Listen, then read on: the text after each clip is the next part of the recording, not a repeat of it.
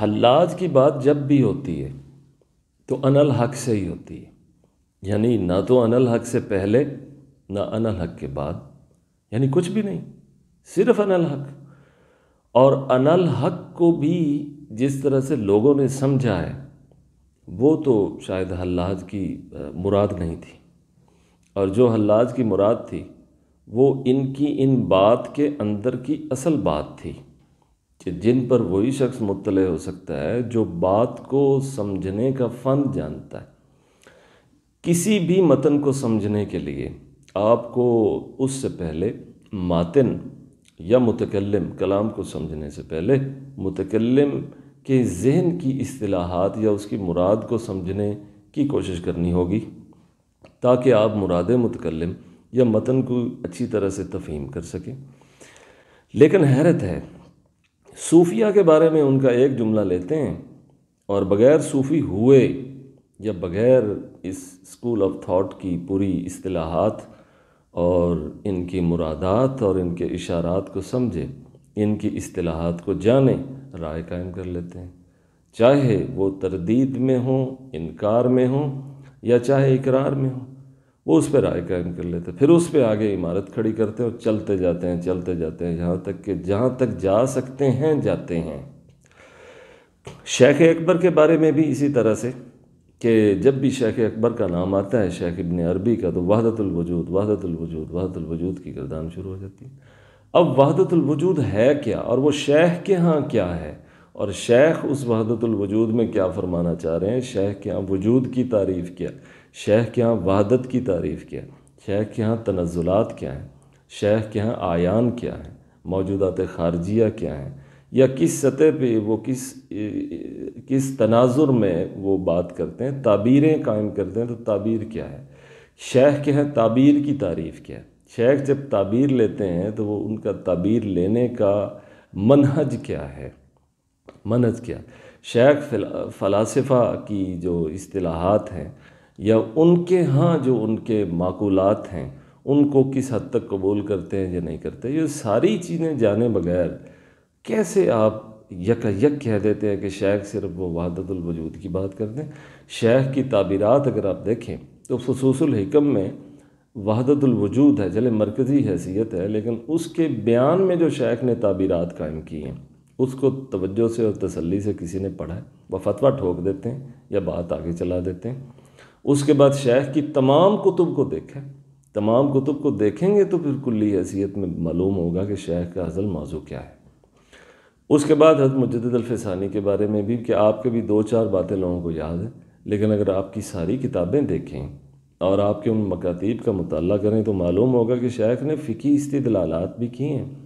اور کلامیات کے اندر تو شیخ کو ید طولہ حاصل ہے، اور شیخ کی جو اپروچ ہے، ان کا جو مائنڈ سیٹ ہے، ان پر جو سنت اور شریعت کے حوالے سے ان کی گفتگو ہے، یا جس طرح سٹریٹ فارورڈ ہو کر ان کا جو ایک اسپریچول ایٹیٹیوڈ ہے، یا ان کا جو ایک دوسری طرف کا جو دھرتی پر میٹیریل ورلڈ میں شریعت کے فروغ کے لیے جو ان کا ایک منہج ہے، ایک طریق ہے، اس کی طرف متوجہ ہی نہیں ہوتے، یا یہ کہہ دیتے ہیں کہ یہ ایک صوفی ہیں، بس صوفی کہہ کے ٹال دیتے ہیں۔ حالانکہ کیا وہ صرف صوفی تو وہ ہوا تھا جو تصوف کی پریکٹسز کرتا ہے، تو آپ اسے کہیں گے یہ صرف صوفی ہے، جبکہ شیخ کے تو جو دیگر معاندین ہیں وہ بھی یہ بات مانتے ہیں کہ کان عالما عاملا عارفا کاملا۔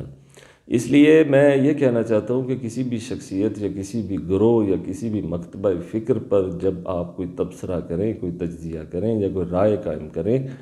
یا آپ انکار کی طرف جا رہے ہیں، اقرار کی طرف جا رہے ہیں، یا کوئی بیانیاں گھڑنے جا رہے ہیں، یا بیانیوں کا سلسلہ چلانے جا رہے ہیں، یا اس پر کوئی ریسرچ کر رہے ہیں، یا کوئی آرٹیکل لکھنے جا رہے ہیں، تو پہلے اس مکتبہ فکر کو اچھی طرح سے پڑھ لیں، پہلے ان کی اصطلاحات کو اچھی طرح سے پڑھ لیں، پہلے ان کے طبقات کو اچھی طرح سے دیکھ لیں، کیونکہ ان علماء میں طبقات ہیں تو ان میں بھی ہیں اور ان کی باتوں میں بھی ہیں۔ جیسے آپ حدیث کی کانٹ چھانٹ کرتے ہیں نا ادھر، تو آپ دیکھتے ہیں کہ کون سی کس درجہ میں ہے، راوی کس درجہ کا ہے، تو کس کیٹیگری میں ان کو رکھا جائے۔ تو اسی طرح صوفیہ کے اندر بھی طبقات ہیں، ان میں بھی بہت ساری چیزوں کے اندر بہت سے مراتب ہیں، کس کو فالو کرنا ہے، کس کو فالو نہیں کرنا۔ تو جو حلاج کے بارے میں عام طور پر ہمارے ہاں ان الحق ہے، ویسے تو وہ بھی ایک تعبیری بات ہے جس کی بہت اچھی تعبیر اور توجیہ تعویل ہو سکتی ہے، اور غالباً بہت سے لوگوں نے کی بھی ہے اور مراد متکلم کو سمجھنے کی کوشش کی ہے کہ ان الحق یعنی میں نہیں مگر حق، یہ وہی ہے لا الہ الا اللہ۔ لا الہ الا اللہ کو انہوں نے اپنے ایک مخصوص قسم کے تناظر میں، انداز میں، اور اپنے خاص قسم کا جو ان کا منہج ہے ان لوگوں کا، اس میں انہوں نے لا الہ الا اللہ کو یہ ان الحق کی صورت میں اس کی ایک صورت بنائی ہے۔ بہرحال اس پر جو کچھ بھی ہوا وہ تاریخ کا حصہ ہے، وہ کیوں ہوا، اس کے کیا اسباب تھے، کیا محرکات تھے۔ یہاں میں آپ کے سامنے حلاج کا ایک دوسرا تعارف پیش کرنا چاہتا ہوں۔ حلاج کی طرف ایک قصیدہ جو ہے وہ منسوب ہے اور بہت معروف ہے، اور بہت سے جہاں گانے والوں نے اس کو پڑھا بھی ہے، اور ہمارے ہاں جیسے قوال اور جو غزل گائک ہیں جیسے وہ لیتے ہیں چیزوں کو، شاعری کو، اس طرح سے عرب کے اندر اس کو بہت پڑھا گیا ہے اور بہت سراہا بھی گیا۔ میں آپ کے سامنے وہ قصیدہ پیش کر دیتا ہوں تاکہ آپ کو پتہ ہو کہ جب حلاج کا نام آئے، جب ان کا ذکر آئے، تو آپ نے صرف ان الحق نہیں کہنا کہ صرف ایک ہی جملہ کہا اور فوت ہو گئے، بلکہ انہوں نے بہت کچھ اور بھی کہا ہے، اور جو انہوں نے اور کہا ہے وہ بھی سن لیں تاکہ آپ کو معلوم ہو کہ حلاج صرف ان الحق کہنے والا نہیں تھا، بلکہ حلاج نے بہت سی اور باتیں بھی کی ہیں جو کہ جن کے اندر کی بات وہ بات ہے کہ جو بات ہونی چاہیے، بیان ہونی چاہیے، سنی جانی چاہیے، اس پہ غور و فکر ہونا چاہیے۔ وہ کہتے ہیں واللہ ما طلعت شمس ولا غربت الا وحبک مقرون بانفاسی، قسم خدا کی کہ سورج نہ طلوع ہوتا ہے نہ غروب ہوتا ہے مگر یہ کہ طلوع سے غروب تک اور غروب سے طلوع تک تیری محبت میری سانسوں سے جڑی رہتی ہے۔ یہ دیکھیے یہ چیز۔ اب ایک ان الحق کہنے والے کے بارے میں کہ یوں کہیں کہ جی انہوں نے تو بندے کو خدا اور خدا کو بندہ ایک کر دیا اور عین کا نعرہ بلند کر دیا، تو یہاں تو وہ یہ کہہ رہے ہیں کہ حبو کا، تو یہاں کا حبو کا تو، یعنی جہاں تو اور میں، تیرا اور میرا، یہاں تو بڑا ڈیفرنس کر دیا۔ الا وحبو کا مقرون بانفاسی، یعنی تیری محبت میری سانسوں سے جڑی ہوئی ہے، تو سانسیں میری ہیں، محبت تیری ہے، تو یہاں تو کوئی ان الحق نہیں ہے۔ اس کے بعد کہتے ہیں ولا جلست الی قوم احدثهم الا وانت حدیثی بین جلاسی، میں جب بھی بیٹھتا ہوں بات کرنے والوں میں باتیں ہو رہی ہوتی ہیں، دوست احباب پاس بیٹھے ہوتے ہیں، گفت و شنید چل رہی ہوتی ہے، مگر میری ان مجلسوں میں میرے وجود سے تیری ہی بات ہو رہی ہوتی ہے، میں اور تیری بات، یہاں کون سا ان الحق ہے؟ اس کے بعد ولا ذکرتک محزونا ولا فرحا، اور ایک جگہ و فرحن بھی ہے، الا وانت بقلبی بین وسواسی، کہتے ہیں کہ میں تیرا ذکر کروں حالت میری کوئی بھی ہو، حزن والی ہو، خوشی والی ہو، غم والی ہو، جیسی بھی ہو، الا وانت بقلبی بین وسواسی، تو جیسے کسی کے ذہن میں، کسی کے دل میں وساوس اور خیال ہوتے ہیں، تو میری حالت جو بھی ہو میرے دل میں تیرا ہی خیال رہتا ہے۔ ولا حممت بشرب الماء من عطش الا رأيت خیالا منك في الكاس،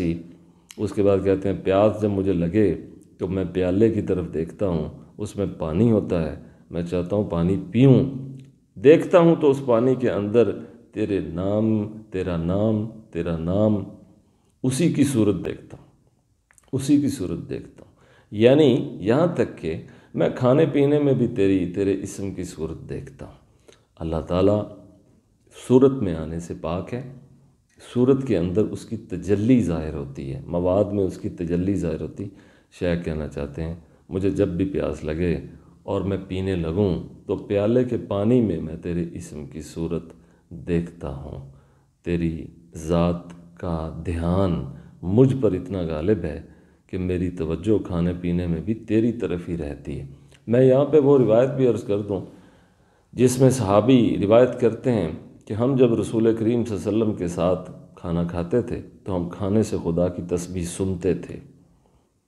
اس کا حوالہ اس وقت مجھے مستحضر نہیں، لیکن روایت موجود ہے کہ ہم کھانے سے خدا کی تسبیح سنا کرتے تھے۔ یہ وہی بات ہے جو حلاج کہہ رہے ہیں کہ جب میں پیتا ہوں تو میں اس پانی میں تیرے نام کا عکس دیکھتا ہوں۔ یہ وہ اپنی محبت کا بیان کر رہے ہیں کہ غلبہ اتنا زیادہ ہے کہ کسی حال میں بھی، کسی وقت بھی، کسی پوزیشن میں بھی میں تجھے بھلا نہیں پاتا۔ اس کے بعد دیکھیے وَلَوْ قَدِرْتُ عَلَى الْإِتْيَانِ جِئْتُكُمْ سَعْيًا عَلَى الْوَجْهِ أَوْ مَشْيًا عَلَى الرَّاسِ، اگر مجھے قدرت ہو جائے کہ میں تیری طرف آؤں تو لوگ پاؤں پہ چل کے جاتے ہیں، جہاں بھی جاتے ہیں میں سر کے بل جاؤں، چہرے کے بل جاؤں اور سر کے بل دوڑتا جاؤں، یعنی عقیدت کی وجہ سے، احترام کی وجہ سے، عزت دینے کے بموجب، یعنی لوگ پاؤں سے چل کے جاتے ہیں تو میں سر سے چل کے جاؤں گا اگر مجھے ہمت ہو کہ میں تیری طرف پہنچ سکوں۔ اب ایک طرف انا الحق کا تعارف ہے اور دوسری طرف یہ ہے، دونوں کو ملا لیں اور پھر رائے قائم کر لیں کہ یہ بزرگ صرف انا الحق نہیں کہتے رہے، اور بھی بہت کچھ کہتے رہے ہیں جو سننا چاہیے، اور جن کو سن کر ان بزرگوں کی بزرگی کے اعترافات کا سلسلہ دراز کرنا چاہیے۔